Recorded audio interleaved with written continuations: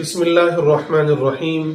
قال رسول الله صلى الله عليه وسلم: لا يؤمن أحدكم حتى يحب لأخيه ما يحب لنفسه. رواہ البخاری و مسلم. رسول اللہ صلی اللہ علیہ وسلم نے ارشاد فرمایا، تم میں سے کوئی شخص اس وقت تک مومن نہیں ہو سکتا جب تک کہ وہ اپنے بھائی کے لیے وہی نہ پسند کرے جو اپنی ذات کے لیے پسند کرتا ہے۔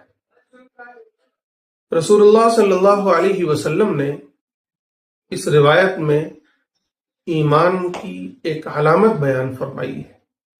نہ صرف یہ کہ یہ ایمان کی ایک علامت ہے، بلکہ ہماری خوبصورت زندگی، خوبصورت معاشرے کا ایک سنہرا اصول بھی ہے۔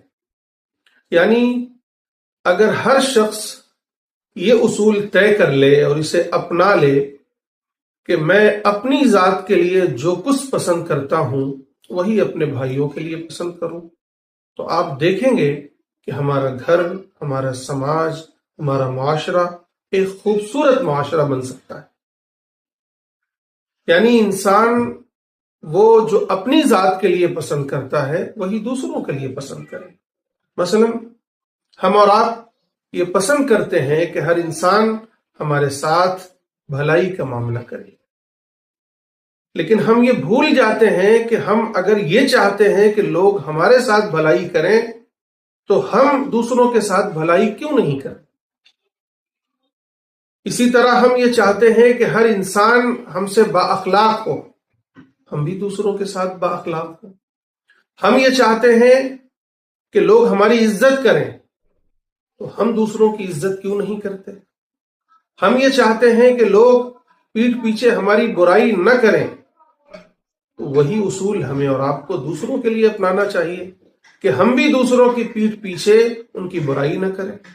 ہم یہ چاہتے ہیں کہ لوگ ہمارے ساتھ احسان کا معاملہ کریں، ہم بھی دوسروں کے ساتھ احسان کا معاملہ کریں۔ ہم یہ چاہتے ہیں کہ لوگ ہمیں گالی گلوچ نہ کریں، ترشروئی نہ دکھائیں، ہم سے نفرت نہ کریں۔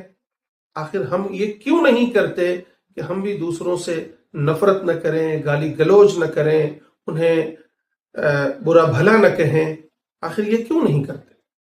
اگر ہم ایسا کرنے لگتے ہیں میرے بھائیوں، تو یہ اتنا خوبصورت اصول ہے کہ اگر ہم اور آپ اپنی زندگی میں اسے اپنا لیں تو خود ہماری زندگی بڑی سنہری، بڑی خوبصورت ہو جائے، پرسکون ہو جائے، ہمارا پورا گھر کا ماحول پرسکون ماحول ہو جائے۔